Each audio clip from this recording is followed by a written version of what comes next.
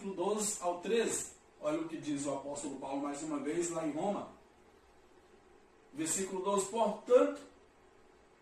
Portanto, como por um homem entrou o pecado no mundo, e pelo pecado a morte, assim também a morte passou a todos os homens, por isso que todos pecaram.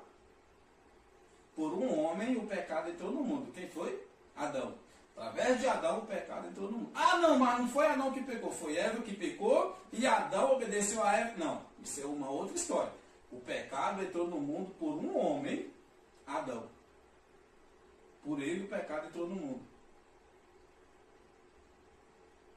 E pelo pecado, a morte, assim também, a morte passou a todos os homens, por isso que todos pecaram.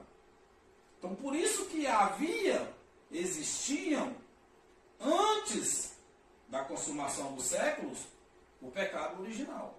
Hoje não tem mais. Não existe mais essa de tem que batizar, tem que aceitar Jesus, tem que, para ser perdoado do pecado original, nasceu a criança tem que ser batizada, porque essa criança nasceu com o pecado original.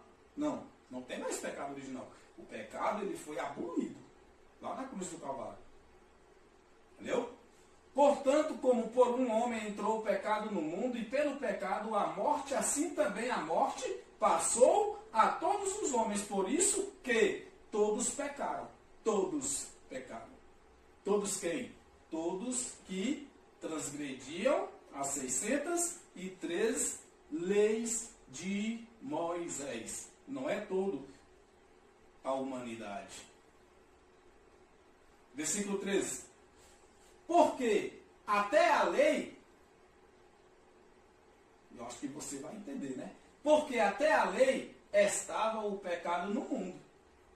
Mas o pecado não é imputado não havendo lei. Você vai me dizer assim, mas o que tem a ver o pecado original de Adão com a lei? Vamos voltar lá. Portanto, como por um homem entrou o pecado no mundo, e pelo pecado a morte também, entrou no mundo. Assim também a morte passou a todos os homens, por isso que todos pecaram, porque até a lei estava o pecado no mundo, mas o pecado não é imputado não havendo lei. Não existindo lei, não tem pecado. E a lei deixou de existir. E ao deixar de